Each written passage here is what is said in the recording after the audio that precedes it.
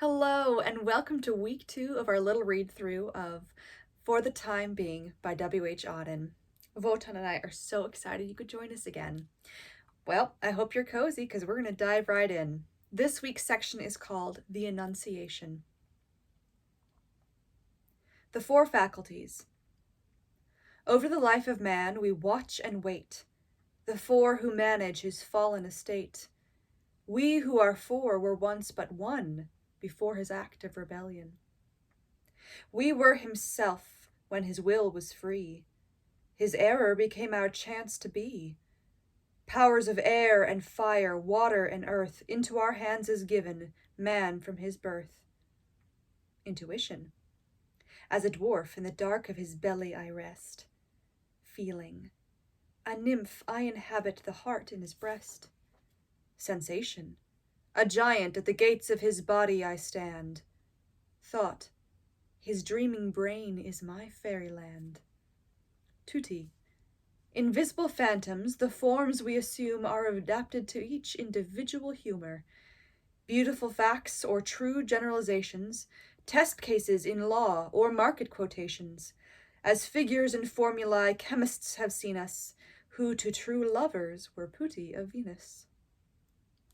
Ambiguous causes of all temptation, we lure men either to death or salvation. We alone may look over the wall of that hidden garden whose entrance to him is forbidden, must truthfully tell him what happens inside, but what it may mean, he alone must decide. Thought. The garden is unchanged, the silence is unbroken. Truth has not yet intruded to possess its empty morning, nor the promised hour shaken its lasting May. Intuition. The human night, whose messengers we are, cannot dispel its wanton dreams. They are all we know. Sensation. My senses are still coarse from late engrossments in a fair.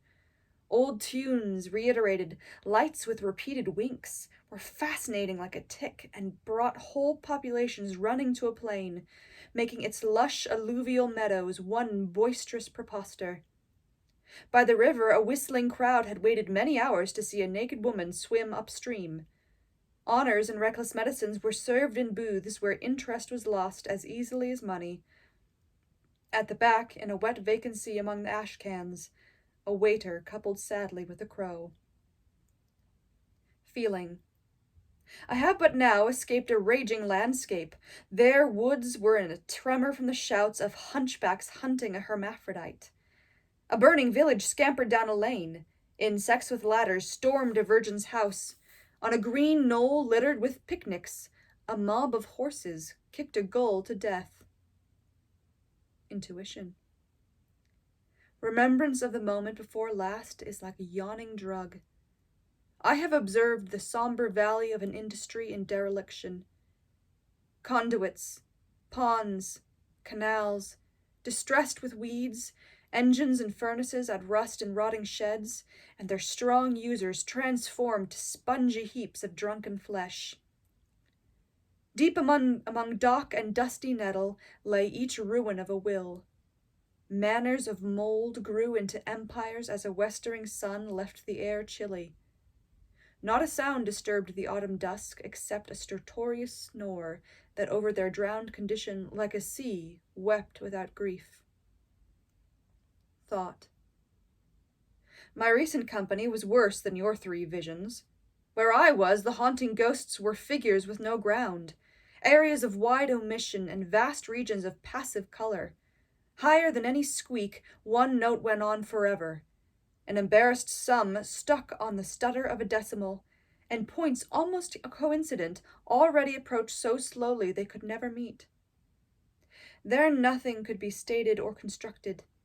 To be was an archaic nuisance. Intuition.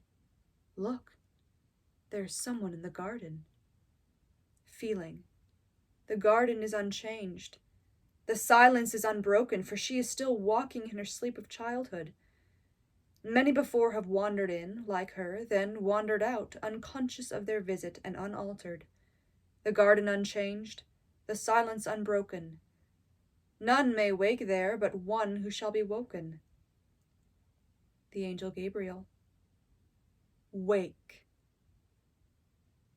Mary, in a dream of love, playing as all children play, for unsuspecting children may express in comic make-believe the wish that later they will know is tragic and impossible. Hear, child, what I am sent to tell you.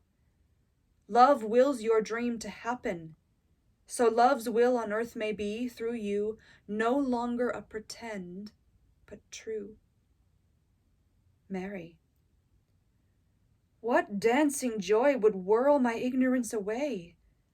Light blazes out of the stone. The taciturn water burst into music, and warm wings throb within the motionless rose. What sudden rush of power commands me to command? Gabriel. When Eve, in love with her own will, denied the will of love and fell, she turned the flesh love knew so well to knowledge of her love, until both love and knowledge were of sin. What her negation wounded, may your affirmation heal today. Love's will requires your own, that in the flesh whose love you do not know, love's knowledge into flesh may grow. Mary.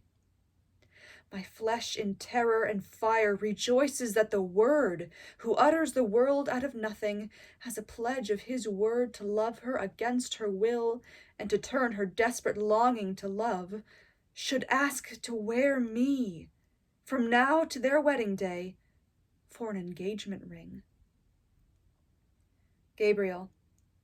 Since Adam, being free to choose, chose to imagine he was free to choose his own necessity, lost in his freedom, man pursues the shadow of his images.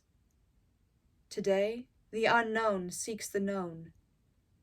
What I am willed to ask, your own will has to answer. Child, it lies within your power of choosing to conceive the child who chooses you. Solo and chorus.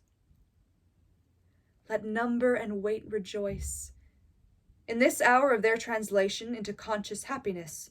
For the whole and every part, there's a truth at the proper center. There's a way, there's a voice. Of language and distress is recognized in her heart, singing and dancing. Let even the great rejoice. Though buffeted by admirers and arrogant as noon, the rich and the lovely have seen for an infinitesimal moment there's a way, there's a voice, in another's eye, till their own reflection came between, singing and dancing. Let even the small rejoice, though threatened from purple rostra and dazed by the soldier's drum, proclaiming total defeat, the general loquacious public, there's a way, there's a voice, have been puzzled and struck dumb, hearing in every street, singing and dancing.